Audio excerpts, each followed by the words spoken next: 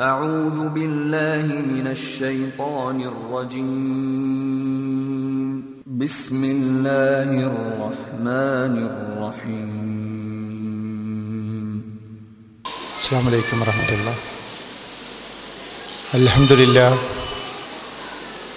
الحمد لله نحمده ونستعين ونؤمن به ونتوكل عليه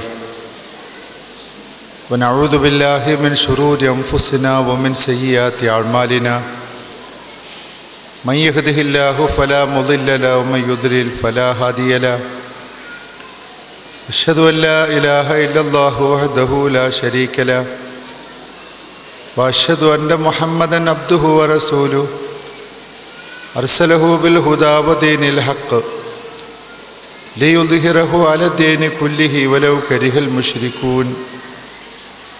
اللهم صل على محمد وعلى آل محمد كما صليت على إبراهيم. اللهم بارك على محمد وعلى آل محمد كما باركت على إبراهيم إنك حميد مجيد. أما بعد فإن خير الحديث كتاب الله وخير الهدي هدي محمد صلى الله عليه وسلم وشر الأمور محدثاتها وكل بدعة ضلالة. أعوذ بالله من الشيطان الرجيم بسم الله الرحمن الرحيم. فلا وربك لا يؤمنون حتى يحكموك فيما شجر بينهم ثم لا يجدوا في أنفسهم حرجا مما قضيت ويسلموا تسليما. വേദിയിലുള്ള മഹൽ വ്യക്തിത്വങ്ങളെ, സഹോദരന്മാരെ, സഹോദരികളെ, തക്ലീദുമായി ബന്ധപ്പെട്ട് ചില കാര്യങ്ങളാണ് പറയണം എന്നുദ്ദേശിക്കുന്നത്. ഇസ്ലാമിക സമൂഹത്തിൽ വളരെയേറെ ഗുരുതരമായ പ്രതിസന്ധികൾ ഉണ്ടാക്കിയ ഒന്നാണ് തക്ലീദ്. മുസ്ലിം സമൂഹത്തെ ഭിന്നിപ്പിക്കുകയും പരസ്പരം വിവാഹബന്ധം ഉൾപ്പെടെ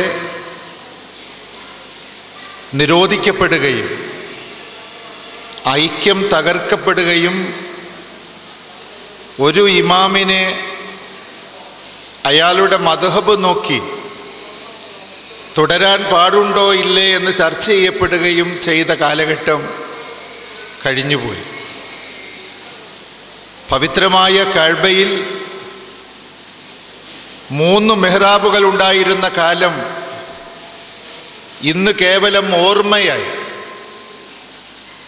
മഹാനായ ഷേഖ് മുഹമ്മദ് ബിൻ അബ്ദുൽ വഹാബിൻ്റെ ഇസ്ലാമിക വിപ്ലവം നടക്കുന്നതിന് മുമ്പ് സൗദി അറേബ്യയിലെ പവിത്രമായ കഅബയിൽ മസ്ജിദുൽ ഹറാമിൽ 3 മെഹ്റാബുകളായിരുന്നു.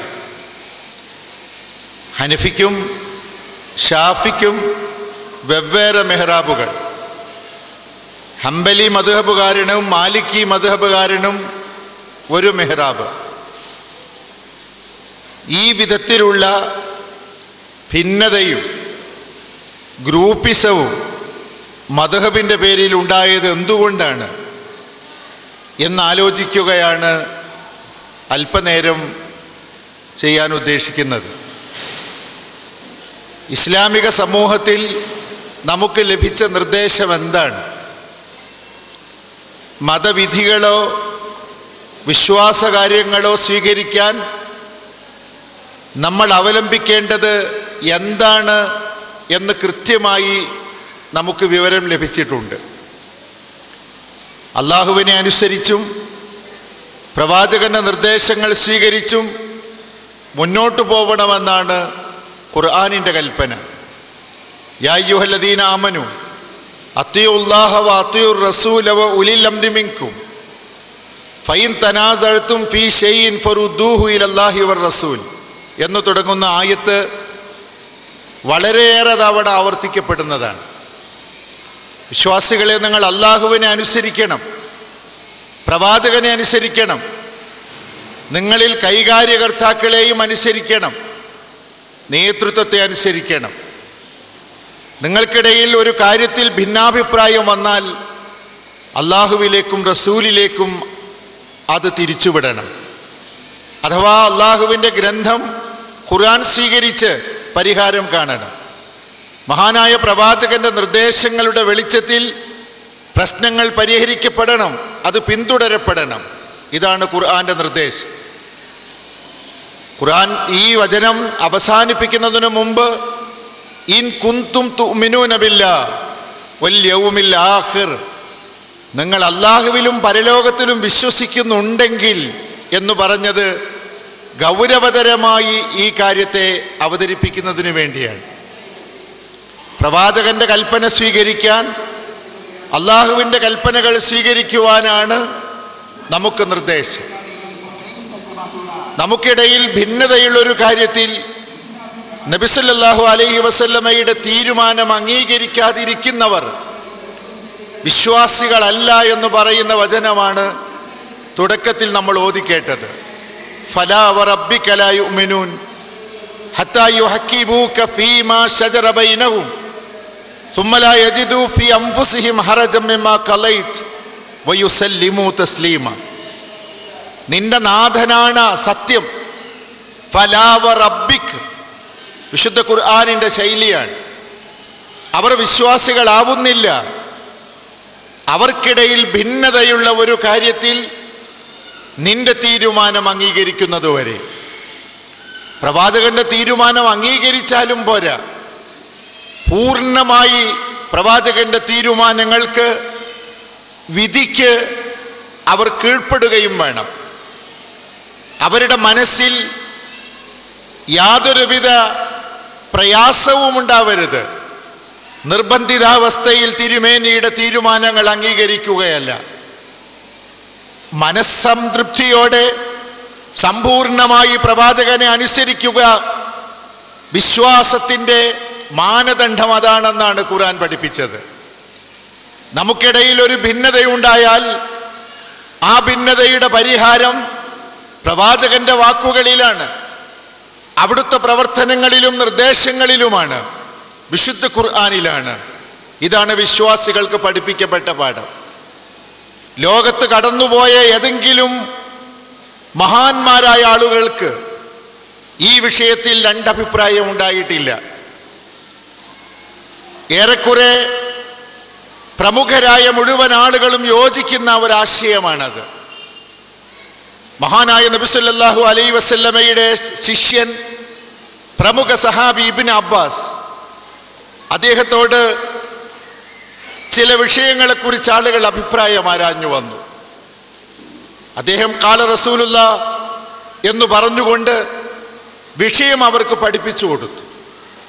അപ്പൊ ചിലർ ചോദിച്ചു, അബൂബക്കർ, ഉമർ റളിയല്ലാഹു അൻഹുമ പറയുന്നത് നിങ്ങൾ പറയുന്നതിനെതിരാണല്ലോ എന്ന്. ഇബ്നു അബ്ബാസിന്റെ വളരെ പ്രസിദ്ധമായ ഒരു പ്രസ്താവനയാണ്, പല ഗ്രന്ഥങ്ങളും ഉദ്ധരിച്ചിട്ടുള്ള ഒരാശയം. അദ്ദേഹം പറഞ്ഞത്, ആകാശലോകത്ത് നിന്ന് നിങ്ങൾക്കുമേൽ ചരൽ വർഷമുണ്ടാകുമെന്ന്, കല്ലുകളിറക്കി നിങ്ങൾ നശിപ്പിക്കപ്പെടുമെന്നോ അതല്ലെങ്കിൽ ഭൂമിയിൽ നിങ്ങൾ പിടിച്ചു താഴ്ത്തപ്പെടുമെന്ന് ഞാൻ ഭയപ്പെടുന്നു. കാരണം ഇന്നി അഖൂലു ലക്കും ഖാല റസൂലുള്ളാഹ് അൻതും തഖൂലൂൻ ഖാല അബൂബക്കർ വഖാല ഉമർ. ഞാൻ നിങ്ങളോട് പറയുന്നു, അള്ളാഹുവിൻ്റെ പ്രവാചകൻ പറഞ്ഞിരിക്കുന്നുവെന്ന്. നിങ്ങൾ എന്നോട് തിരിച്ചു ചോദിക്കുന്നതോ അബൂബക്കർ അങ്ങനെ പറഞ്ഞിട്ടുണ്ടല്ലോ, ഉമർ അങ്ങനെ പറഞ്ഞിട്ടുണ്ടല്ലോ എന്ന്. ആരാണ് അബൂബക്കർ, ആരാണ് ഉമർ എന്ന് ഞാൻ വിശദീകരിക്കേണ്ടതില്ല. മഹാനായ നബി സല്ലല്ലാഹു അലൈഹി വസല്ലമയുടെ പ്രമുഖ ശിഷ്യന്മാർ, നബിയോടൊന്നിച്ച് എല്ലാ സാഹസിക യാത്രയിലും പങ്കാളിയായ അബൂബക്കർ സിദ്ദീഖ്, പ്രവാചകന്റെ ആദ്യകാല ശത്രുവും പിന്നീട് പ്രവാചകനെ ജീവനേക്കാൾ സ്നേഹിക്കുന്നുവെന്ന് പ്രഖ്യാപിച്ച മഹാനായ രണ്ടാം ഖലീഫ ഉമർ റളിയല്ലാഹു അൻഹു, അവരുടെ അഭിപ്രായം പോലും പ്രവാചകന്റെ അഭിപ്രായത്തിനു മുന്നിൽ അതിന് പദവിയില്ല, സ്ഥാനമില്ല എന്നാണ് ഇബ്നു അബ്ബാസ് റളിയല്ലാഹു അൻഹുമ ഈ സംഭവത്തിലൂടെ മറ്റുള്ളവരെ ഓർമ്മപ്പെടുത്തിയത്. പ്രസിദ്ധനായ ഇമാം മുഹമ്മദ് ഇബ്നു ഇദ്രീസ് ഷാഫിയോട് ഒരു വിഷയത്തെക്കുറിച്ചുള്ള മസ്അല വിധി ആരാഞ്ഞു വന്നവരോട് അദ്ദേഹത്തിൻ്റെ പ്രതികരണം വളരെ പ്രസിദ്ധമാണ്. ഇമാം ഷാഫി പറഞ്ഞത്, ഖളാ ഫീഹ റസൂലുള്ളാഹി സ്വല്ലല്ലാഹു അലൈഹി വസല്ലം കദാ വകദാ, ഈ വിഷയകമായി നബിയുടെ തീർപ്പിന്നതാണ്, റസൂലുള്ള ഈ കാര്യത്തിൽ വിധിച്ചത് ഇന്നതാണ് എന്ന് പറഞ്ഞു. വന്ന വ്യക്തിയുടെ ചോദ്യം മാദാ തഖൂലു അൻത എന്നായിരുന്നു, താങ്കളുടെ അഭിപ്രായം എന്താണ്? ഇമാം ഷാഫി ശക്തമായി പ്രതികരിച്ചു. അദ്ദേഹം ചോദിച്ചത്, അതറാനി ഫി ബിയ, അതറാനി ഫി കനീസ, അതറാനി അലാ വസത്തി സുന്നാർ, അന അഖൂലു ലക ഖാല റസൂലുള്ളാഹ് അൻത തഖൂൽ മാദാ തഖൂലു അൻത. ഇമാം ഷാഫിയോട് അദ്ദേഹം ചോദിച്ചതിന്, ഒരു മസ്അലയ്ക്ക് നബി തിരുമേനി ഇന്നതാണ് വിധിച്ചതെന്ന് പറഞ്ഞപ്പോൾ താങ്കളുടെ അഭിപ്രായം എന്താണ് എന്നാരാഞ്ഞ വ്യക്തിയോട് പ്രതികരിച്ച രീതിയാണത്. നീ എന്നെ കാണുന്നത് ചർച്ചിലാണോ, മഠത്തിലാണോ? ഞാൻ മഠത്തിലിരിക്കുന്ന സന്യാസിയാണോ? ഞാൻ ചർച്ചിലിരിക്കുന്ന പാതിരിയാണോ? ലോഹയിട്ട് അരപ്പെട്ട് കെട്ടിയ പുരോഹിതനാണോ ഞാൻ? മതവിധികൾ സ്വന്തം അഭിപ്രായം അനുസരിച്ച് പറയേണ്ടതല്ല. അത് റസൂലുള്ള പറഞ്ഞു എന്ന് പറഞ്ഞാൽ ഞാൻ നിന്നോട് പറയുന്നു റസൂലുള്ള പറഞ്ഞുവെന്ന്. നീ എന്നോട് ചോദിക്കുന്നതോ മാദാ തഖൂലു അൻത, നിന്റെ അഭിപ്രായം എന്താണ് എന്ന്. ഇമാം ഷാഫി പറയുന്നത്, നബി പറഞ്ഞുവെന്ന് പറഞ്ഞാൽ, തിരുനബിയുടെ തീരുമാനം എന്നതാണെന്ന് വ്യക്തമായാൽ എൻ്റെ അഭിപ്രായത്തിന് പിന്നെ എന്ത് പ്രസക്തി എന്നായിരുന്നു. ഇതാണ് ഇസ്ലാമിക സമൂഹത്തിലെ പ്രമുഖരും വേദഗ്രന്ഥവുമായി ബന്ധമുള്ളവരും പ്രവാചക വചനങ്ങളോട് ഗുണകാംക്ഷ പുലർത്തുന്നവരുമായ മുഴുവൻ പണ്ഡിതന്മാരുടെയും മുസ്ലിം ലോകത്തിൻ്റെ ഇജ്മാ ഉള്ള ഒരു കാര്യമാണ് യഥാർത്ഥത്തിൽ ഈ പറഞ്ഞത്. എന്നാൽ നബി സല്ലല്ലാഹു അലൈഹി വസല്ലമയുടെ സുന്നത്തിനെ അനുധാവനം ചെയ്യുന്നതിലും വിശുദ്ധ ഖുർആനിൻ്റെ കൽപ്പനകൾ സ്വീകരിക്കുന്നതിലും ഉണ്ടായിരുന്ന നല്ല താല്പര്യം ആ നല്ല തലമുറയുടെ ശേഷം പലതരം വ്യതിയാനങ്ങൾക്കും വിധേയമായി. അങ്ങനെ ഖുർആനിൻ്റെയും ഹദീസിൻ്റെയും മാർഗത്തിൽ നിന്ന് ആളുകൾ വ്യതിചലിക്കുന്ന സ്വഭാവങ്ങളുണ്ടായി. അത് ഹിജ്റ 300 ശേഷമാണ് വ്യാപകമായ തോതിൽ മുസ്ലിം ലോകത്ത് കടന്നു വന്നത്. ഹിജ്റ 300 വരെ ഏതെങ്കിലും ഒരു സഹാബിയുടെ, ഇന്ന സഹാബിയുടെ ആളുകളാണ് ഞങ്ങൾ എന്ന് പറയുന്ന പ്രവണത ഉണ്ടായിരുന്നില്ല. ഇന്ന പ്രമുഖ ഇമാമിൻ്റെ ആളുകളാണ് ഞങ്ങൾ എന്ന് പറയുന്ന രീതി സ്വീകരിച്ചിരുന്നില്ല. ഞാൻ അബൂബക്കറിൻ്റെ മദ്ഹബുകാരനാണ്, ഞാൻ ഉമറിൻ്റെ മദ്ഹബുകാരനാണ്, ഞാൻ അലിയുടെയോ ഉസ്മാൻ്റെയോ മദ്ഹബുകാരനാണ് എന്ന് പറയുന്നതായി നാം എവിടെയും കേട്ടിട്ടില്ല, വായിച്ചിട്ടില്ല. 300 വരെ മുസ്ലിം ലോകത്ത് ഇത്തരമൊരു പ്രവണത ഉണ്ടായിരുന്നേയില്ല. ഹിജ്റ 300 ശേഷം ഖൈറുൽ ഖുറൂനി ഖർനി സുമ്മല്ലദീന യലൂനഹും സുമ്മല്ലദീന യലൂനഹും, ഏറ്റവും നല്ല തലമുറ എൻ്റേതാണ്, സഹാബിമാർ ഉൾപ്പെടുന്ന തലമുറ. അടുത്ത തലമുറ താബിയുകളുടേതാണ്, അതിനടുത്ത തലമുറ താബിയുകളുടേതാണ്. ആ കാലഘട്ടത്തെക്കുറിച്ചാണ് പ്രസിദ്ധമായി നാം കേൾക്കുന്ന ഈ ഹദീസ്. ഉത്തമ നൂറ്റാണ്ടുകാർ എന്ന് നാം പറയാറുണ്ട്. ആ കാലയളവിൽ മദ്ഹബി പക്ഷപാതിത്വത്തിൻ്റെ പേരിൽ ഏതെങ്കിലും ഒരാളുടെ മദ്ഹബ് അനുസരിച്ച് അയാൾ പറയുന്നത് തെറ്റോ ശരിയോ എന്ന് നോക്കാതെ സ്വീകരിക്കുന്ന ഒരു പ്രവണത ഉണ്ടായിരുന്നില്ല. പക്ഷേ മുസ്ലിം ലോകത്ത് ദൗർഭാഗ്യകരമായ ഈ ഒരവസ്ഥ പിന്നീട് വന്നു ചേർന്നു. അത് ഏതു പ്രവാചകന്മാരുടെ പ്രബോധനം നടന്നപ്പോഴും കൃത്യമായി വസ്തുതകൾ വിശദീകരിക്കുമ്പോഴെല്ലാം പ്രവാചകന്റെ എതിരാളികൾ ചോദിക്കുന്ന വിധത്തിലുള്ള ചോദ്യങ്ങളായി പിന്നീട് മാറി. വിശുദ്ധ ഖുർആൻ പരിധി നോക്കിയാൽ സാധാരണ ഖുർആൻ പാരായണം ചെയ്തു പോകുമ്പോൾ നമുക്ക് ശ്രദ്ധിക്കാതെ ഓതിപ്പോവാൻ കഴിയാത്ത വിധം ആവർത്തിച്ചു വന്നിട്ടുള്ള ഒരാശയമാണ് നിങ്ങൾ എന്താണ് ഇങ്ങനെ ചെയ്യുന്നത് എന്ന് ചോദിക്കുമ്പോൾ.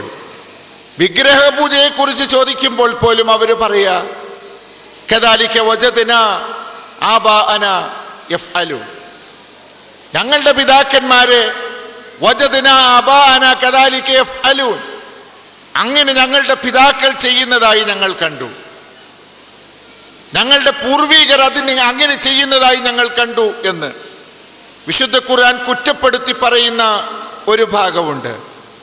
വൈദാ ഖീല ലഹും ഇത്തബിഉ മാ അൻസലല്ലാഹ് ഖാലൂ ബൽ നത്തബിഉ മാ അൽഫൈനാ അലൈഹി ആബാഅനാ.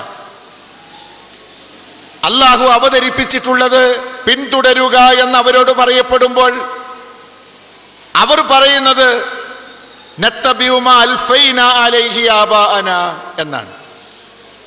ഞങ്ങളുടെ പിതാക്കന്മാർ എന്തൊന്ന് ചെയ്യുന്നതായി ഞങ്ങൾ കണ്ടെത്തിയോ അതാണ് ഞങ്ങൾ പിന്തുടരുക എന്ന്.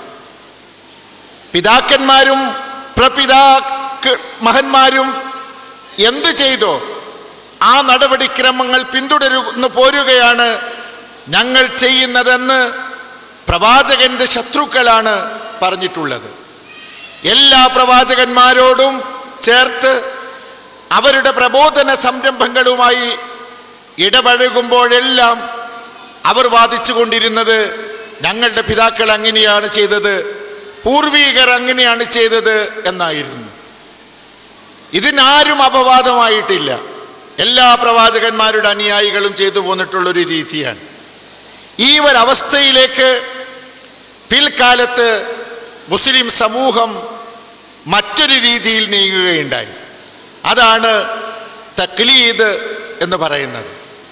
എന്താണ് തക്ലീദ് എന്ന് ചോദിച്ചാൽ വളരെ വിശദീകരിക്കാൻ നമുക്ക് സമയമില്ല.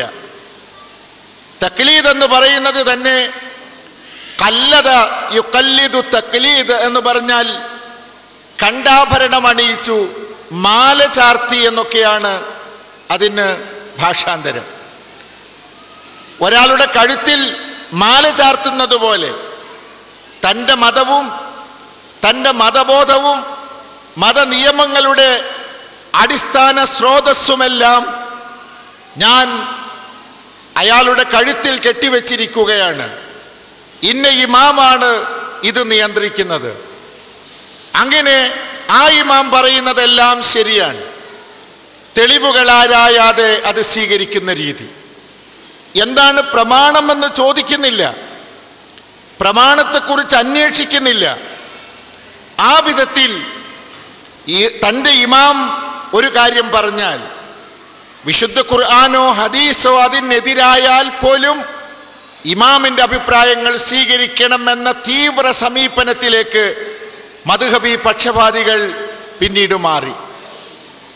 ഹനഫി മദ്ഹബിലെ ബൽഖീനി എന്ന വ്യക്തിയാണ് ഒരിക്കൽ പറഞ്ഞത്, നമ്മുടെ ഇമാമിൻ്റെ അഭിപ്രായത്തിനെതിരായി ആയത്തോ ഹദീസോ വന്നാൽ ഇമാമിൻ്റെ അഭിപ്രായങ്ങൾക്ക് അനുകൂലമായി അവയെ വ്യാഖ്യാനിക്കണം.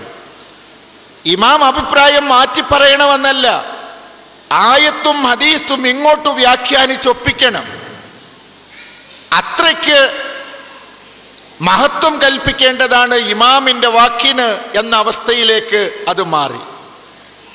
പക്ഷവാദികളായ മദ്ഹബി ഇമാമിൻ്റെ ആളുകൾ പിൽക്കാലത്ത് എന്തൊക്കെ പറഞ്ഞു എന്ന് ചോദിച്ചാൽ ആ പക്ഷപാതിത്വം വ്യക്തമാക്കുന്ന ചില സൂചനകൾ നമുക്ക് കേൾക്കാം. അബു ഇസ്മായിലുൽ ഹർവി അദ്ദേഹം പറഞ്ഞതായി രേഖപ്പെടുത്തപ്പെട്ടത്, അനഹംബലി മഹയീതു വൈനമുത് ഫവസിയതി ലിന്നാസി അൻ യസ്തംബിലു അൻ യസ്തഹ്ബിലു എന്നാണ്. അഥവാ ഞാൻ ഹംബലിയാണ്, ഹംബലി മദ്ഹബുകാരനാണ് ജീവിച്ചിരിക്കുന്ന കാലത്തോളം. ഞാൻ മരിച്ചാൽ എൻ്റെ വസിയ്യത്ത് ജനങ്ങളോടെല്ലാം അവർ ഹംബലി മദ്ഹബ് സ്വീകരിക്കണം എന്നാണ്. ഭൂഷഞ്ചി എന്നയാൾ ഷാഫി മദ്ഹബുകാരനാണ്. അയാൾ പറയുന്നതും സമാനമായ വാക്കുകളാണ്. വഇന്നി ഹയാതി ശാഫിഇയ്യുൻ വഇൻ അമുത് ഫവസിയതി ബർദി ബിഅൻ തതശഫഉ. ഭൂഷഞ്ചി പറഞ്ഞതും നേരത്തെ പറഞ്ഞതിനോട് തുല്യമാണ്. ഞാൻ ഷാഫി മദ്ഹബുകാരനായി ജീവിക്കുന്നു. ഞാൻ മരിച്ചാൽ എൻ്റെ വസിയത്ത് നിങ്ങളെല്ലാവരും ഷാഫി മദ്ഹബുകാരാവണമെന്നാണ്. ഖാദി ഇയാള് മാലിക്കി മദ്ഹബുകാരനായ പക്ഷപാതിയായ ഒരു വ്യക്തിയാണ്.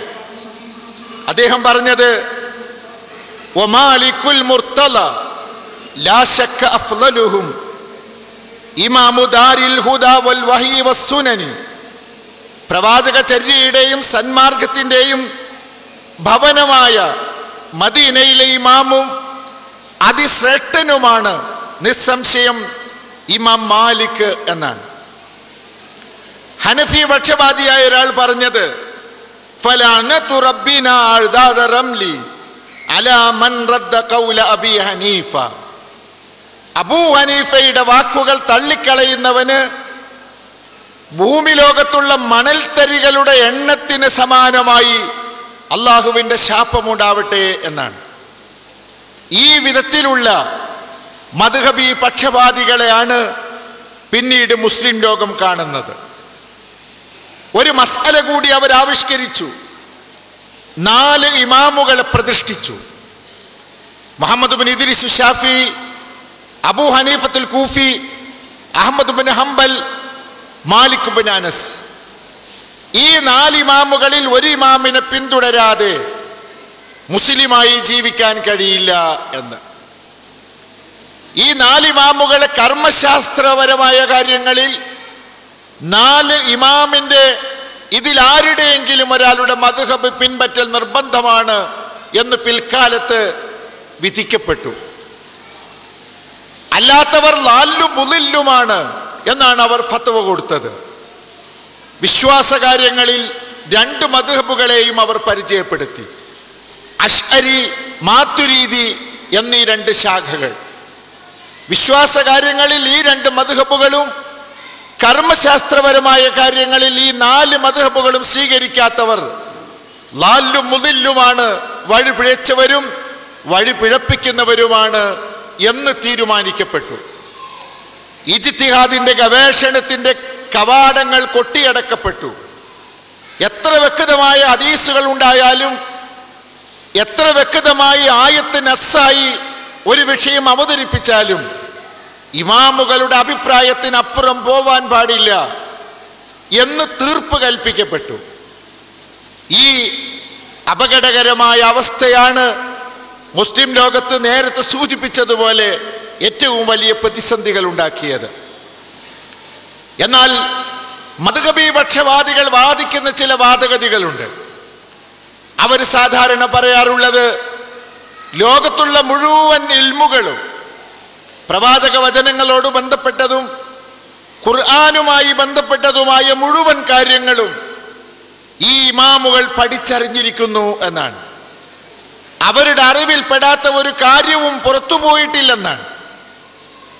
ഇത് കേൾക്കുമ്പോൾ സാധാരണ മനുഷ്യരിൽ പലപ്പോഴും തെറ്റിദ്ധാരണകൾ ഉണ്ടാകാം.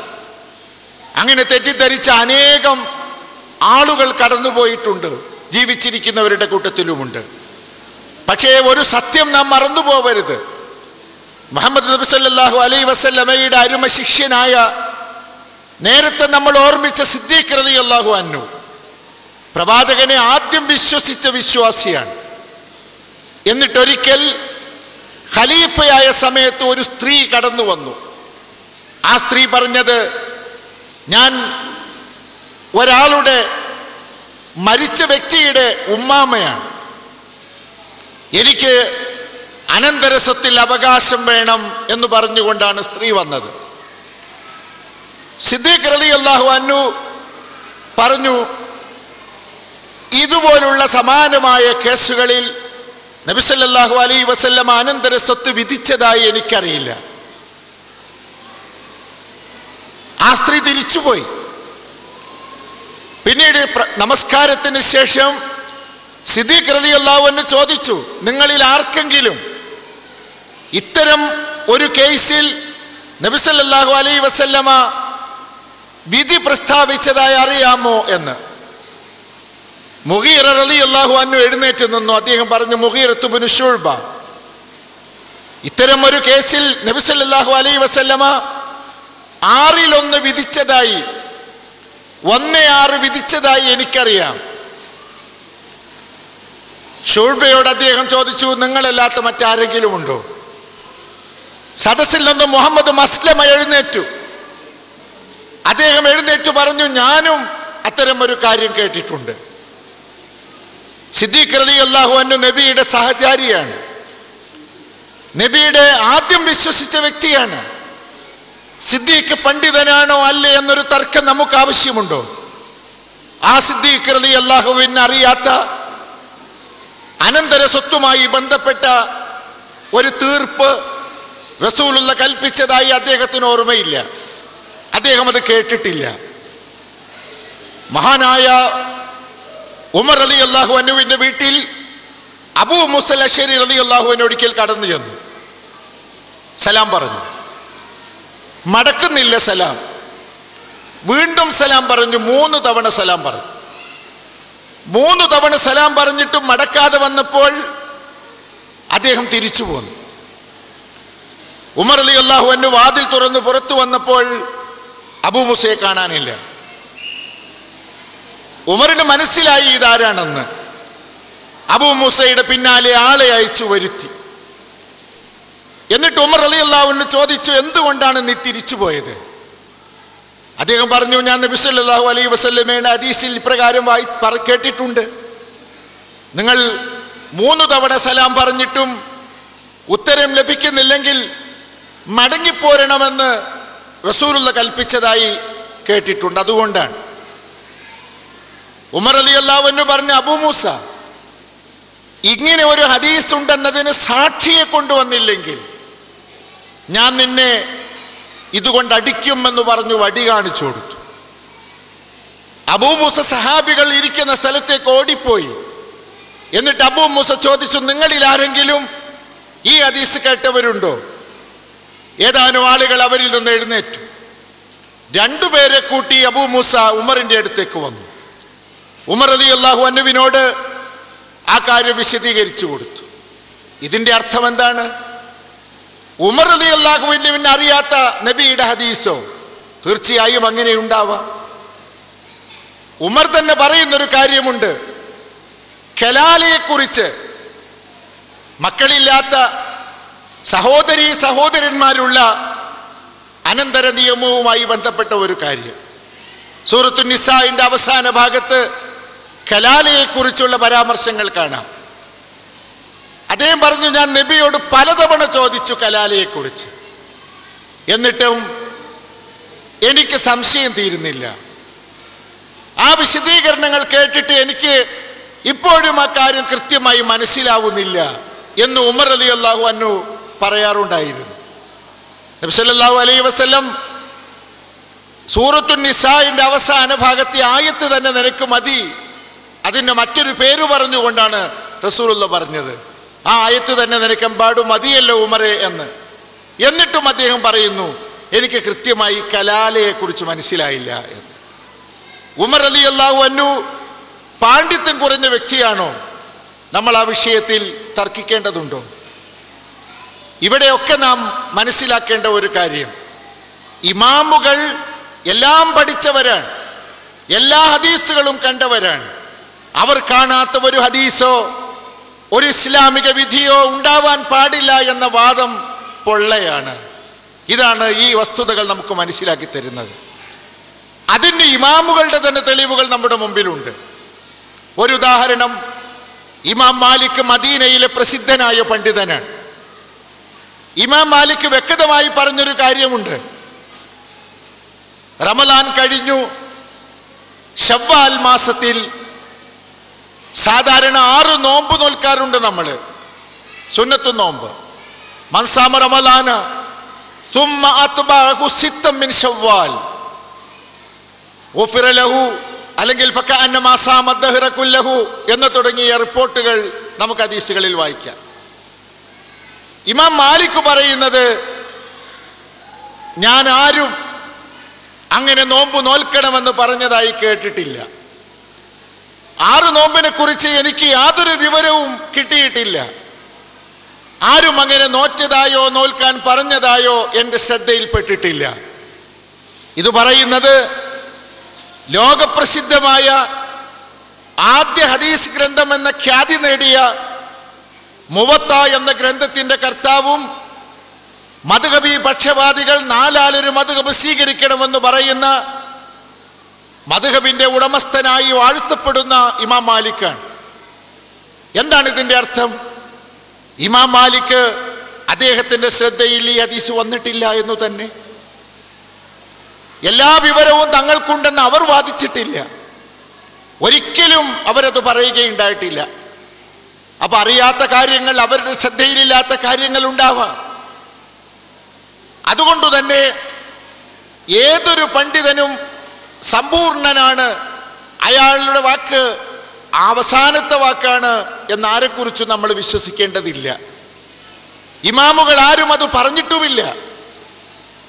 രണ്ടാമത്തെ കാര്യം, സാധാരണ മദ്ഹബി പക്ഷപാതികൾ വാദിക്കാറുള്ളത് ഈ ഇമാമുകളെ സ്വീകരിക്കുകയല്ലാതെ മറ്റൊരു നിർവാഹവുമില്ല എന്നാണ്.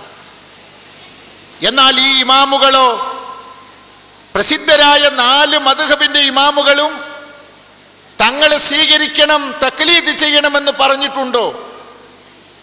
തക്ലീദ് ചെയ്യരുത് എന്ന് പറഞ്ഞിട്ടുണ്ട്. ചെയ്യണമെന്ന് അവരാരും പറഞ്ഞിട്ടില്ല എന്നതാണ് വസ്തുത. ആ കാര്യമാണ് വളരെ പ്രധാനമായി ഇതുമായി ബന്ധപ്പെട്ട് നമ്മൾ ഓർമ്മിക്കേണ്ടത്. ഇമാം ഷാഫി ഒരിക്കൽ മുസ്നിയെ വിളിച്ചു പറഞ്ഞു, യാ ഇബ്രാഹിം ലാ തുഖല്ലിദ്നി ഫീ കുല്ലി മാ അഖൂൽ ഫൻളുർ ഫീ ദാലിക് ലിനഫ്സിക് ഫഇന്നഹു ദീൻ. ഇമാം ഷാഫി മുസ്നിയെ വിളിച്ചുകൊണ്ട് പറയാണ്, ഇബ്രാഹിം, ഞാൻ പറഞ്ഞതെല്ലാം നീ തക്ലീദ് ചെയ്യരുത്, അന്ധമായി അനുകരിക്കരുത്. എന്താണ് തക്ലീദ്? പണ്ഡിതന്മാരുടെ ഭാഷയിൽ മറ്റൊരാളുടെ വാക്ക്, അയാളുടെ അഭിപ്രായം ഖബൂലു ഖൗലിൽ ഗൈർ ബിദൂനി ഹുജ്ജ, പ്രമാണമില്ലാതെ മറ്റൊരാളുടെ വാക്ക് സ്വീകരിക്കുക, ഇതാണ് തക്ലീദ്. തെളിവില്ലാതെ സ്വീകരിക്കുക. ആരുടെ വാക്കും നമുക്ക് സ്വീകരിക്കാം. മതപരമായി സാധാരണക്കാരിൽ സാധാരണക്കാരനായ ഒരു മനുഷ്യൻ, അയാൾ നമ്മോടൊരു കാര്യം പറയുന്നു, തെളിവുകളുടെ അടിസ്ഥാനത്തിൽ, പ്രമാണങ്ങളുടെ വെളിച്ചത്തിൽ നമ്മളത് സ്വീകരിക്കണം. അത് തക്ലീദല്ല. അതിന് തക്ലീദ് എന്ന് പണ്ഡിതന്മാർ പേര് പറഞ്ഞിട്ടില്ല. മറിച്ച് വളരെ പ്രസിദ്ധനായ ഒരു വ്യക്തിയാണ്, പ്രമുഖനാണ്. അയാളൊരു കാര്യം പറയുന്നു, തെളിവുകളില്ലാതെ, അയാളുടെ വാക്ക് തെളിവുകളില്ലാത്തതാണെങ്കിൽ അത് തള്ളിക്കളയണം. ഇതാണ് ഈ വിഷയത്തിൽ മതപരമായ നിലപാട്, കൃത്യമായ നിലപാട്. ഇവിടെ ഇമാം ഷാഫി പറയുന്നത് നോക്കൂ, ഞാൻ പറയുന്നതെല്ലാം തക്ലീദ് ചെയ്യരുത്, മുസ്നിയോടാണ് പറയുന്നത്. മറിച്ച് നീ ചെയ്യേണ്ടത് ഫൻളുർ ഫീ ദാലിക് ലിനഫ്സിക്, നിനക്ക് വേണ്ടി, നിന്റെ കാര്യത്തിൽ ഈ വിഷയത്തെ പറ്റി നീ ആലോചിക്കണം. എന്താണ് കാരണം? ഫൈന്നഹു ദീൻ, ഇത് മതമാണ്. മതം എന്ന് പറയുന്നത് വെറുതെ കേട്ടുകേൾവിയുടെ അടിസ്ഥാനത്തിൽ സ്വീകരിക്കാനുള്ളതല്ല, ആളുകളുടെ വലുപ്പം നോക്കി സ്വീകരിക്കാനുള്ളതല്ല. അയാൾ എന്തൊരു മഹാനാണ്, ഇയാൾ എത്ര വലിയ പണ്ഡിതനാണ്, ഈ മനുഷ്യൻ എത്ര പ്രധാനപ്പെട്ട മുഫസ്സിറാണ്, അയാൾ എത്ര വലിയ മുഹദ്ദിസാണ്, അയാൾ പറഞ്ഞാൽ അതിനപ്പുറം ഒന്നും ആലോചിക്കേണ്ടതില്ല എന്ന് പറയുന്ന ഒരവസ്ഥ ഇസ്ലാമിക സമൂഹത്തിൽ ഉണ്ടാവരുത്. ഈ ഇമാമുകളെല്ലാം പറയുന്നത് അതാണ്. ഞങ്ങളെ തക്ലീദ് ചെയ്യണമെന്ന് ഷാഫി പറഞ്ഞിട്ടില്ല, ചെയ്യരുതെന്നാണ് പറഞ്ഞത്. എന്നിട്ട് മുസ്നിയോട് അദ്ദേഹം പറയുന്നത് ഫൈന്നഹു ദീൻ, ഇത് മതമാണ്, ശ്രദ്ധിക്കണം എന്ന്. ഇമാം അഹമ്മദ് പറഞ്ഞത് നോക്കൂ, ലൈസ ലി അഹദിൻ മഅല്ലാഹി വറസൂലിഹി കലാം. അല്ലാഹുവിന്റെ പ്രവാചകൻ പറഞ്ഞതോ അല്ലാഹു പറഞ്ഞതോ ഉണ്ടെങ്കിൽ വേറെ ആർക്കും അതോട് ഒന്നിച്ച് പിന്നെ സംസാരമില്ല. പറയുന്നത് അഹ്മദ് ബിൻ ഹംബലാണ്, പിന്നെ വർത്തമാനമില്ല. എന്നിട്ട് അദ്ദേഹം പറഞ്ഞു, ലാ തുഖല്ലിദ്നി വലാ തുഖല്ലിദ് മാലികൻ വലൽ ഔസാഇയ്യ വലൻ നഖഇയ്യ വലാ ഗൈറഹും വഖുദുൽ അഹ്കാമ മിൻ ഹൈസു അഖദു മിനൽ കിതാബി വസ്സുന്ന. അഹ്മദ് ബിൻ ഹംബൽ പറയുന്നത്, അല്ലാഹുവിന്റെ കലാം ഖുർആൻ, പ്രവാചകന്റെ വചനങ്ങൾ, അതിനു മുന്നിൽ പിന്നെ ആരും സംസാരിക്കേണ്ടതില്ല. അത് വ്യക്തമായാൽ അവിടെ നിർത്തണം നമ്മുടെ വാക്കുകൾ. നിങ്ങൾ എന്നെ തക്ലീദ് ചെയ്യരുത്. അഹ്മദ് ബിൻ ഹംബൽ പറയുന്നത്, എന്നെ തക്ലീദ് ചെയ്യരുത്, മാലിക്കിനെ തക്ലീദ് ചെയ്യരുത്, ഔസായിയെയോ നഖിയെയോ തക്ലീദ് ചെയ്യരുത്. അവരെല്ലാം അഹ്കാമുകൾ നിർദ്ധാരണം ചെയ്തെടുത്ത വിശുദ്ധ ഖുർആനിൽ നിന്നും സുന്നത്തിൽ നിന്നുമാണ് നിങ്ങൾ അവ തേടേണ്ടത് എന്നാണ്. എല്ലാ ഇമാമുകളും ഈ കാര്യം പറഞ്ഞതായി നമുക്ക് കാണാം. നമുക്ക് വിശദീകരിക്കേണ്ടതില്ല. ഇമാം അബൂ ഹനീഫ പറഞ്ഞതും ഇതേ രീതിയിലാണ്. അദ്ദേഹം പറയുന്നത്, എൻ്റെ അഭിപ്രായമനുസരിച്ച് നിങ്ങളാരും എവിടെ നിന്നാണ് ഞാനത് സ്വീകരിച്ചതെന്നറിയാതെ ഒരിക്കലും അതനുസരിച്ച് ഫത്വ കൊടുക്കാൻ പാടില്ലെന്നാണ്. ഞാൻ പറഞ്ഞതിൻ്റെ തെളിവന്വേഷിക്കാതെ, ഞാൻ പറഞ്ഞത് നിങ്ങളാരും ഫത്വയായ ആളുകൾക്ക് പറഞ്ഞു കൊടുക്കരുതെന്നാണ് മഹാനായ അബൂ ഹനീഫത്തുൽ കൂഫി പറഞ്ഞിട്ടുള്ളത്. ഇമാം ഷാഫി പറഞ്ഞത് നമ്മൾ കേട്ടു, ഇദാ സഹൽ ഹദീസു ഫഹുവ മദ്ഹബി. അതോട് ചേർത്ത് വായിക്കാനുള്ളതാണ്, എൻ്റെ ഒരു ഹദീസ് സഹിയായി വന്നാൽ അതാണ് എൻ്റെ മദ്ഹബ്. സഹിയായ ഹദീസിൽ കാര്യം കണ്ടാൽ മഹാനായ ഇമാം ഷാഫിക്ക് അത് കിട്ടിയിട്ടില്ല എന്ന് കരുതുകയും അത് സ്വീകരിക്കുകയും ചെയ്യണമെന്നാണ് ഇതുവഴി നാം മനസ്സിലാക്കേണ്ടത്. എന്നാൽ ഇമാമുകൾക്കില്ലാത്ത താല്പര്യമാണ്, അവർ എതിർത്തിട്ടും അവരെ വിടില്ല എന്ന രീതിയിലാണ് മദ്ഹബി പക്ഷപാതികൾ പിന്നീട് പെരുമാറിയത്. മദ്ഹബിന്റെ ഇമാമുകൾ പറഞ്ഞത്, ഞങ്ങളെ തഖ്ലീദ് ചെയ്യരുത്, തെറ്റുപറ്റാവുന്ന മനുഷ്യരാണ് ഞങ്ങൾ. ഇമാം മാലിക് പറഞ്ഞു, ഏതൊരു മനുഷ്യന്റെ വാക്കിലും തള്ളേണ്ടതും കൊള്ളേണ്ടതുമുണ്ടാകും, ഈ ഖബറിൽ കിടക്കുന്നയാളുടേതൊഴിച്ച്. മദീനയിലെ പവിത്രമായ മദീന പള്ളിയിൽ വെച്ചാണ് നബിയുടെ ഖബർ ചൂണ്ടിക്കാണിച്ചുകൊണ്ടാണ് ഇമാം മാലിക് പറഞ്ഞത്, തള്ളേണ്ടതും കൊള്ളേണ്ടതും ഉണ്ടാകും. ഷാഫി ഇമാം പറഞ്ഞത്, ഞാൻ പറഞ്ഞത് ഖുർആനിനോ ഹദീസിനോ എതിരാണെങ്കിൽ ഫളിരിബൂ ബിഹിൽ ഹൈത്ത്, നിങ്ങളത് ചുവരിലെറിയണം, തള്ളിക്കളയണം, എറിഞ്ഞുകളയണം. ഇത്ര ശക്തമായി നമ്മോട് ആവശ്യപ്പെട്ടവരാണ് ഈ ഇമാമുകൾ. അതുകൊണ്ട് തന്നെ തഖ്ലീദ് ചെയ്യണം, അന്ധമായി ഞങ്ങളെ അനുകരിക്കണം.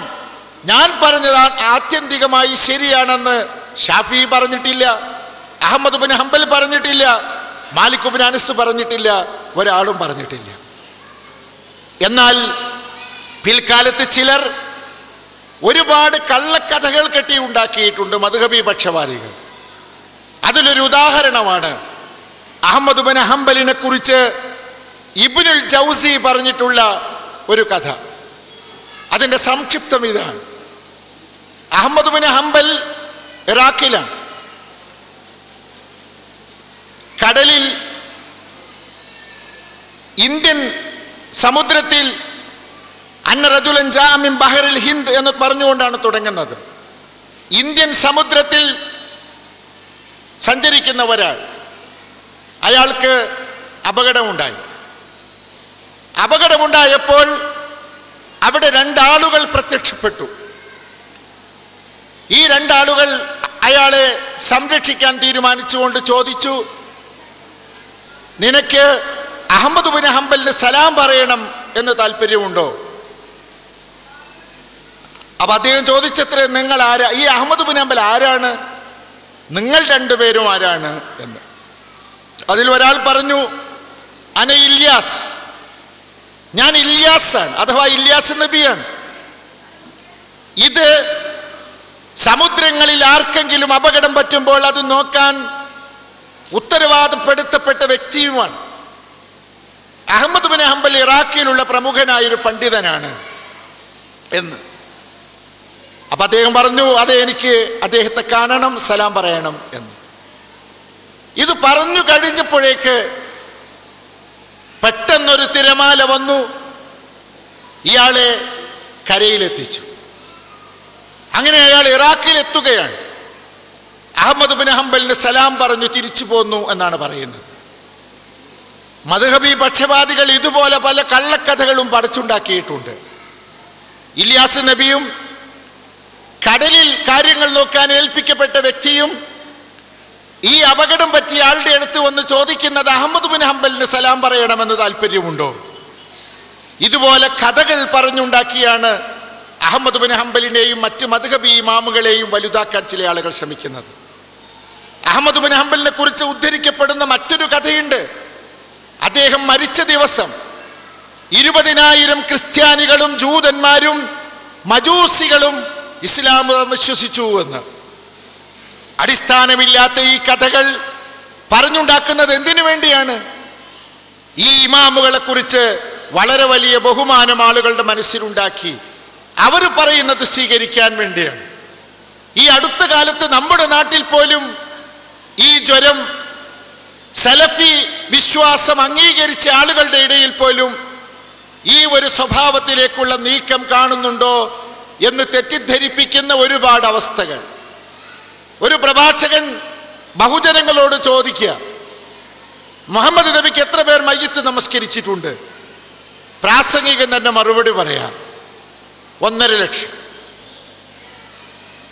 ഷെയ്ഖുൽ ഇസ്ലാം ഇബ്നു തൈമിയ്യക്ക് എത്ര പേർ മയ്യിത്ത് നമസ്കരിച്ചിട്ടുണ്ട്? 3 ലക്ഷം. അദ്ദേഹം തന്നെ മറുപടി പറയാം. അഹ്മദ് ബിൻ ഹംബലിന് എത്ര പേർ മയ്യിത്ത് നമസ്കരിച്ചിട്ടുണ്ട്? 8 ലക്ഷം. അദ്ദേഹത്തിൻ്റെ തന്നെയാണ് മറുപടി. എന്തിനാണ് ഈ നമസ്കാര കണക്ക് പറയുന്നത് ആളുകളോട്? നമസ്കാര കുറഞ്ഞു പോയതുകൊണ്ട്, മയ്യിത്ത് നമസ്കാരത്തിന് ആള് കുറഞ്ഞു പോയതുകൊണ്ട് വല്ല മഹത്വക്കുറവുമുണ്ടെങ്കിൽ മുഹമ്മദ് നബിക്കാണോ ഇവിടെ മഹത്വക്കുറവ്? Ahmad bin ഹംബലിനേക്കാൾ? ആളുകളെ കബളിപ്പിക്കുന്ന വിധത്തിലുള്ള ഇത്തരം സംശയങ്ങൾ ഇത് ഇന്നുണ്ടായതല്ല, പണ്ടു മുതലേ ഉണ്ടെന്നതിനൊരു ഉദാഹരണമാണ് ഇബ്നുൽ ജൗസി എന്നത് പ്രസിദ്ധ പണ്ഡിതനാണ്. ഇബ്നുൽ ജൗസിയെ കുറിച്ച് ചില മഹാന്മാർ പറയാറുള്ളത്, ഇബ്നുൽ ജൗസി വളരെ ആധികാരികമായി കാര്യങ്ങൾ പറയുന്നയാളാണ്, പക്ഷേ അയാൾ സലഫി ചിന്താഗതി അംഗീകരിക്കാത്ത ആളാണ്. അതുകൊണ്ടാണ് ഇബ്നുൽ ജൗസിയിൽ നിന്നും ഇത്തരം സംഭവങ്ങൾ ഉണ്ടാകുന്നത്. അദ്ദേഹം ഉദ്ധരിച്ചതായിട്ട് പറയപ്പെടുന്ന ഒരു സംഭവമാണ് ഞാൻ നേരത്തെ പറഞ്ഞത്, അഹ്മദ് ബിൻ ഹംബലിനെ വലുതാക്കാൻ. ഇങ്ങനെ മദ്ഹബി പക്ഷപാതികൾ ഉണ്ടാക്കി അവരെ കുറിച്ച് ആളുകളുടെ ഇടയിൽ വലിയ മഹത്വവൽക്കരിച്ച് അവർ പറയുന്നതെല്ലാം ശരിയാണ് എന്ന അവസ്ഥയുണ്ടാക്കുക. ഇത് സലഫി മദ്ഹബ് അംഗീകരിക്കുന്നവർക്ക് ഒരിക്കലും പാടില്ല. സലഫി മദ്ഹബ് എന്ന് ഞാൻ പറഞ്ഞത് ബോധപൂർവമാണ്. സലഫി മദ്ഹബ് എന്ന് പറയുന്നത് എന്താണ്? അല്പം വാക്കുകളിൽ നമുക്കതിനെക്കുറിച്ച് പറയാം. നമ്മൾ മദ്ഹബിൻ്റെ ആളുകളാണോ? തീർച്ചയായും അല്ല. എന്നാൽ നമ്മെക്കുറിച്ച് നാം പറയാറുള്ളത് എന്താണ്? ഒരാൾ ഹനഫി, അപരൻ ഷാഫി, അയാൾ മാലിക്കി, ഇയാൾ ഹംബലി, ഞാനോ സലഫി. മഹാനായ പ്രസിദ്ധ പണ്ഡിതൻ അൽബാനിയോട്, നാസിറുദ്ദീൻ അൽബാനിയോട് അദ്ദേഹത്തിൻ്റെ ഒരു ക്ലാസ്സിൽ വെച്ചൊരു ചോദ്യം, ഷെയ്ഖ് എന്താണ് ആളുകൾ, ഒരാൾ ഹനഫി എന്ന് പറയുന്നു, മറ്റേയാൾ ഷാഫി എന്ന് പറയുന്നു, ഇയാൾ അംബലി എന്ന് പറയുന്നു, മാലിക്കി എന്ന് പറയുന്നു, നിങ്ങളോ ഞാൻ സലഫിയാണ് എന്ന് പറയുന്നു, എന്താ വ്യത്യാസം? അദ്ദേഹം പറഞ്ഞ മറുപടി വളരെ സുദീർഘമാണ്, സംക്ഷിപ്തമായി നമുക്ക് പറയാം. ചുരുക്കം ഇതാണ്. അദ്ദേഹം പറഞ്ഞു, ഒരാൾ ഹനഫിയാണെന്ന് പറയുമ്പോൾ അയാൾ ഒരു വ്യക്തിയിലേക്കാണ് തന്നെ ചേർക്കുന്നത്. ആ വ്യക്തി പറഞ്ഞതനുസരിച്ച് താൻ തൻ്റെ വിശ്വാസം അംഗീകരിക്കുന്നു, തൻ്റെ കർമ്മ പരിപാടികൾ ആവിഷ്കരിക്കുന്നു, അയാൾ പറഞ്ഞതെല്ലാം ശരിയാണെന്ന് വിശ്വസിക്കുന്നു. ഇതാണ് ഞാൻ അനഫിയാണെന്ന് പറയുന്നവൻ്റെ മനസ്സിലുള്ളത്. മാലിക്കിയാണെന്ന് പറയുന്നവനും ഷാഫിയാണെന്ന് പറയുന്നവനും ഇത് തന്നെ. എന്നിട്ട് നാസിറുദ്ദീൻ അൽ അൽബാനി ചില കാര്യങ്ങൾ എടുത്തു പറയുന്നുണ്ട്. വിമർശനപരമായി ഈ കാര്യത്തെ അദ്ദേഹം സമീപിക്കുന്നു. അദ്ദേഹം പറയുന്നത് അബൂ ഹനീഫ ആരാണ്? പ്രസിദ്ധനാണ്. പക്ഷേ അഹ്ലുസുന്നത്ത് വൽ ജമാഅത്തിന്റെ വിശ്വാസത്തിനെതിരായി അബൂ ഹനീഫ പറഞ്ഞിട്ടുണ്ടല്ലോ. ഉദാഹരണം, ഇമാം ബുഖാരിയുടെ സഹീഹ് എടുത്തു നോക്കിയാൽ അതിലൊരു അധ്യായമുണ്ട്. ബാബുൻ അൽ ഈമാനു യസീദു വയൻഖുസു. ഈമാൻ വർദ്ധിക്കും, ഈമാൻ കുറയും. നല്ല കാര്യങ്ങൾ ചെയ്യുമ്പോൾ ഈമാൻ കൂടും, ചീത്ത പ്രവർത്തനങ്ങൾ ഉണ്ടാകുമ്പോൾ ഈമാൻ കുറയും. ഏറ്റക്കുറവുകൾക്ക് വിധേയമാകുന്നതാണ് വിശ്വാസം എന്നത് പ്രസിദ്ധമായ അഹ്ലുസുന്നത്ത് വൽ ജമാഅത്തിന്റെ വിശ്വാസ കാര്യങ്ങളിൽ ഒന്നാണ്. എന്നാൽ എന്താണ് അബൂ ഹനീഫ ഈ കാര്യത്തിൽ സ്വീകരിച്ച നിലപാട്? അൽ ഈമാൻ ലാ യസീദു വലാ യൻഖുസ്, കൂടുകയും കുറയുകയുമില്ല. ലിയസ്തൈഖിന അല്ലദീന ഊതുൽ കിതാബ് വയസ്ദാദ അല്ലദീന ആമനൂ ഈമാന. ഖുർആൻ പറഞ്ഞ ഇദാ ദുക്കിറല്ലാഹു വജലത് ഖുലൂബുഹും വഇദാ തുലിയത് അലൈഹിം ആയാതുഹു സാദത്തുഹും ഈമാന. ഈമാൻ വർദ്ധിക്കുന്നതിനെ കുറിച്ചുള്ള പരാമർശങ്ങൾ ഖുർആനിലുണ്ട്. അതുകൊണ്ട് അഹ്ലുസുന്നത്ത് വൽ ജമാഅത്ത് വിശ്വസിക്കുന്നത് ഈമാൻ ഏറ്റക്കുറവുകൾക്ക് വിധേയമാണെന്നാണ്. എന്നാൽ അബൂ ഹനീഫയോ ഈമാൻ ഏറ്റക്കുറവുകൾക്ക് വിധേയമല്ല എന്ന് വിശ്വസിക്കുന്നു. അപ്പൊ ഞാൻ അനഫിയാണെന്ന് പറയുന്നവൻ അബൂ ഹനീഫ പറഞ്ഞതെല്ലാം അംഗീകരിക്കുന്നു എന്നാണ് പറയുന്നത്. അതാണ് വിമർശിക്കപ്പെടുന്നത്. ഇമാം മാലിക് നേരത്തെ പറഞ്ഞതുപോലെ ബുഖാരിയും മുസ്ലിമും റിപ്പോർട്ട് ചെയ്ത ഹദീസാണ് അൽ ബയ്യാനി ബിൽ ഖിയാർ എന്ന ഹദീസ്. കൊള്ളക്കൊടുക്കകൾ നടത്തുന്നവൻ, ഒരാൾ വിൽക്കുന്നു, ഒരാൾ വാങ്ങുന്നു, അവർക്ക് രണ്ടുപേർക്കും ഖിയാറുണ്ട്. കച്ചവടം തുടർന്നു കൊണ്ടുപോവാം, അതല്ലെങ്കിൽ ആ കച്ചവടത്തിൽ നിന്ന് പിന്മാറാം, നടന്ന ഇടപാടിൽ നിന്ന് പിന്മാറാം, അല്ലെങ്കിൽ ആ ഇടപാടുമായി മുന്നോട്ട് പോവാം. അതാണ് അൽ ബയ്യാനി ബിൽ ഖിയാർ. ഇമാം മാലിക് ഈ ഹദീസ് കാണാത്തത് കൊണ്ടല്ല. ഇമാം മാലിക് പറഞ്ഞത് ഹാദൽ ഹദീസ് ലൈസ അലൈഹിൽ അമൽ എന്നാണ്. എന്താണ് അയാൾ പറയുന്ന കാരണം? അൽ ബയ്യാനി ബിൽ ഖിയാർ എന്ന ബുഖാരിയും മുസ്ലിമും റിപ്പോർട്ട് ചെയ്ത പ്രസിദ്ധമായ സ്വഹീഹായ ഹദീസ് കണ്ടിട്ടും മാലിക് ഇമാം പറയുന്നു ഇതനുസരിച്ചല്ല അമൽ. കാരണം ഇമാം മാലിക്കിന്റെ തത്വം മദീനക്കാർ എന്തു പറയുന്നു എന്നത് നോക്കിയാണ് ആവിഷ്കരിക്കുക. മദീന നിവാസികൾ പറയുന്നതാണ്, അവരുടെ പ്രവർത്തനമാണ് ശരി തെറ്റുകളുടെ മാനദണ്ഡമായി സ്വീകരിക്കേണ്ടതെന്നാണ്. ഈ വീക്ഷണം വളരെ പ്രസിദ്ധനാണ് ഇമാം മാലിക്കെങ്കിലും ഖുർആനിനും ഹദീസിനും എതിരാണ്.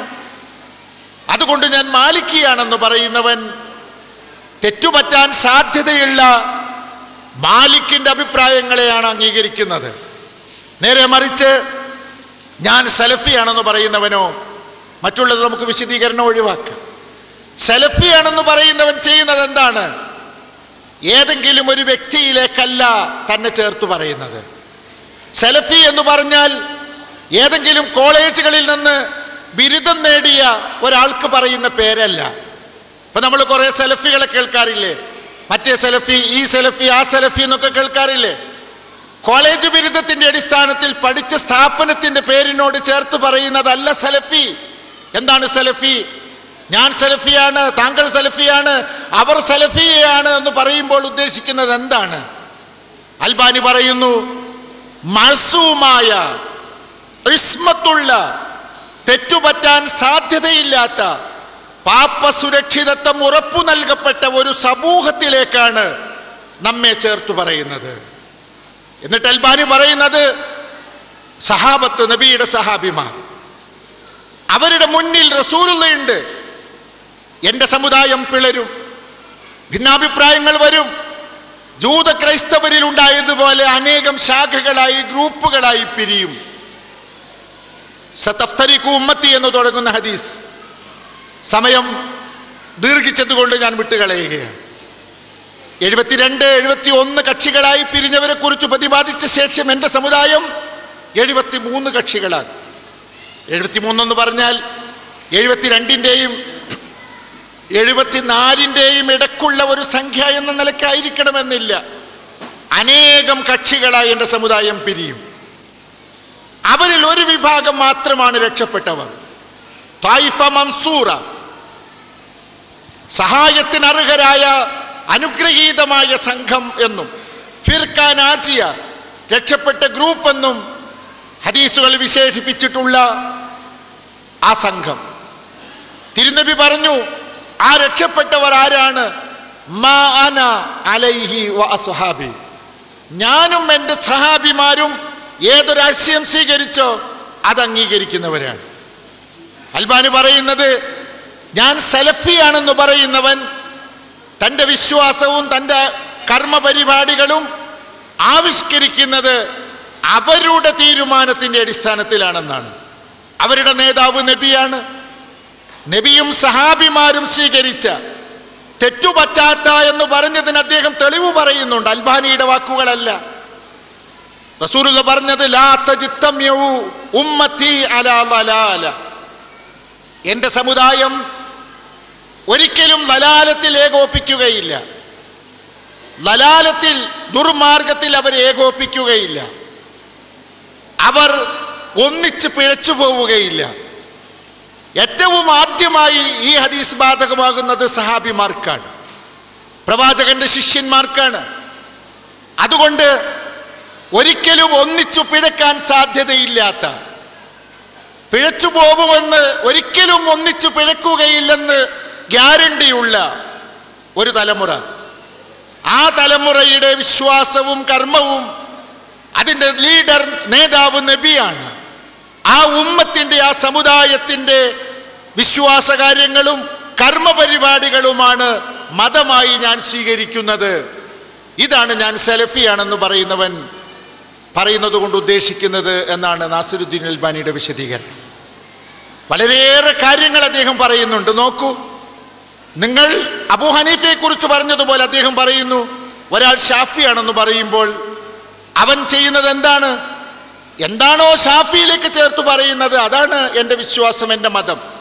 അപ്പോൾ പരമാബദ്ധങ്ങൾ സംഭവിക്കാം.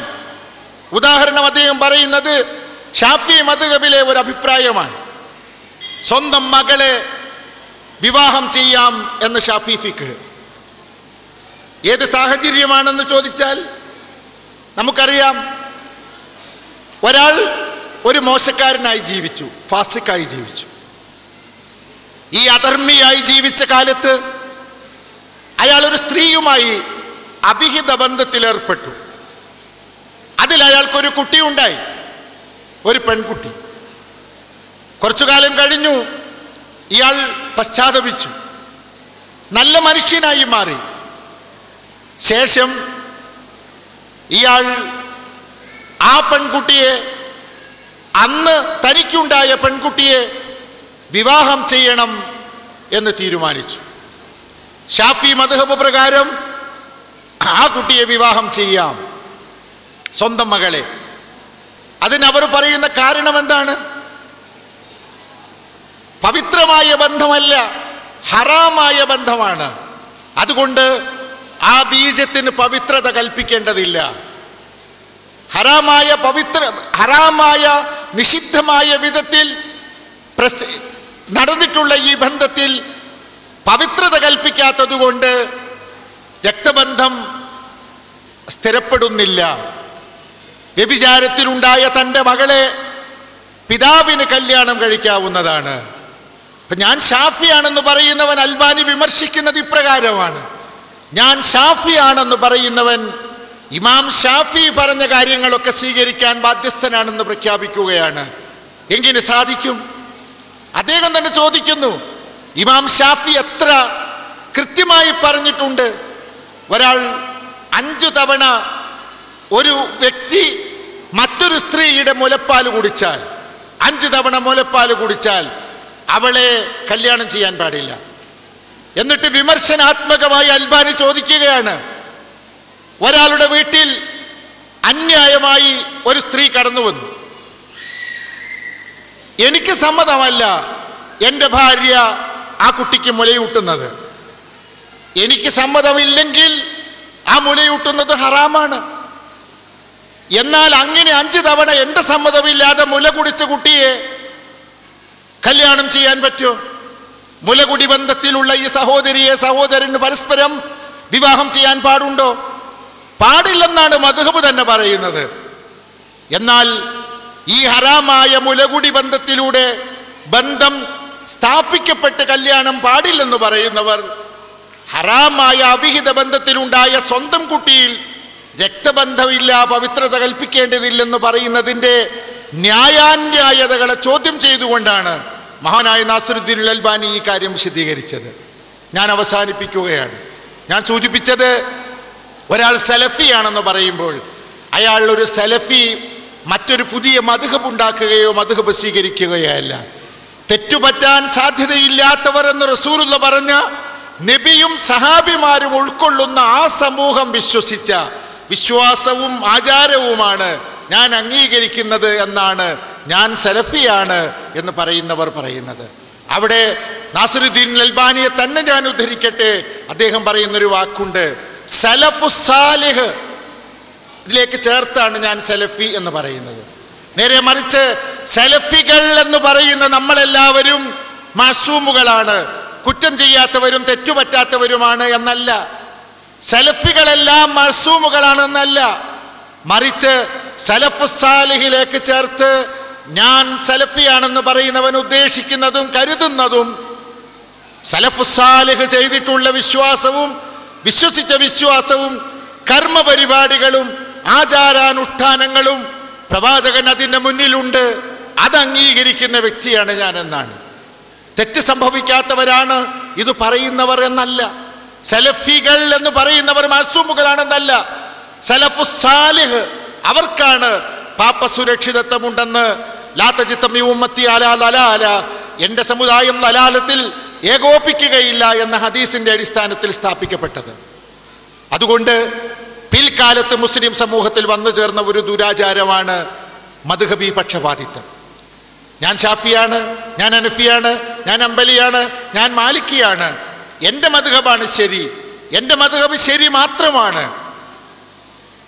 അയാളുടെ മദ്ഹബ് തെറ്റാണ് എന്ന് വാദിച്ചുകൊണ്ട് മദ്ഹബുകൾ തമ്മിൽ വിവാഹബന്ധം പോലും പാടില്ലാത്ത വിധം, തുടർന്ന് നമസ്കരിക്കാൻ പാടില്ലാത്ത വിധം, അബൂ ഹനീഫയുടെ മദ്ഹബിലെ ഒരു പണ്ഡിതന്റെ ഫത്വ അനുസരിച്ച് ഷാഫി മദ്ഹബുകാരിയായ ഒരു പെണ്ണിനെ കല്യാണം കഴിക്കാം. ഏതുപോലെ മുസ്ലിംകൾ ക്രിസ്ത്യാനി പെണ്ണിനെയോ ഒരു ജൂത സ്ത്രീയെയോ വിവാഹം ചെയ്യുന്നത് പോലെ, ആ വിധത്തിലാണ് മദ്ഹബുകളുടെ അസബിയത്ത്.